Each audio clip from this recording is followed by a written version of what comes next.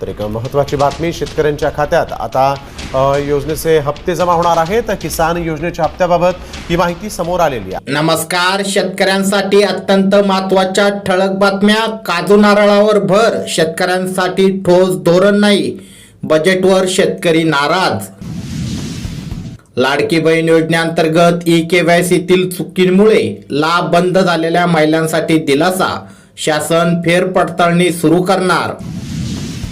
Mission मौसमसाठी अर्थसंकल्पात वाढीव तरतूद, 1342 कोटी रुपयाची तरतूद मंजूर। बुलढाणा जिल्ह्यात रब्बी मक्याची विक्रमी लागवड। चंदन लागवडीसाठी अर्थसंकल्पात तरतूद, 5 राज्यांमध्ये चंदनाची सर्वाधिक लागवड। यंदा सोलापूर जिल्ह्यात आंबा उत्पादनात 50% घट होण्याचा अंदाज। वर्धा जिल्ह्यामध्ये हमीभावाचा आधार नाही, कापूस गेला कमी दरात, शेतकरी नाराज। जळगाव जिल्ह्यातील 500 ग्रामपंचायतीवर सौर यंत्रणा बसवणार। राज्यात 2 दिवस पावसाचा अंदाज, राज्यातील बहुतांश भागात ढगाळ हवामानामुळे थंडी कमी।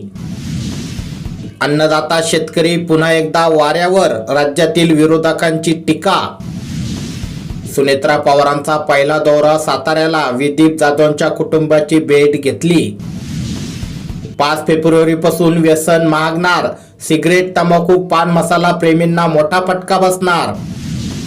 लाडक्या बहिणींना लखपती केल्याशिवाय थांबणार नाही, 2100 रुपये देणार, एकनाथ शिंदे यांची मोठी घोषणा। अर्थसंकल्पात पीएम किसानसाठी कोणतीही मोठी तरतूद नाही।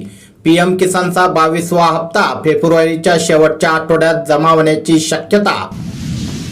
अशाच प्रकारच्या शेतीविषयक महत्त्वाच्या ठळक बातम्या दररोज तुमच्या मोबाईलवर बघण्यासाठी खाली दिलेले सबस्क्राईब बटन दाबून बेल आयकॉन नक्की दाबा। धन्यवाद।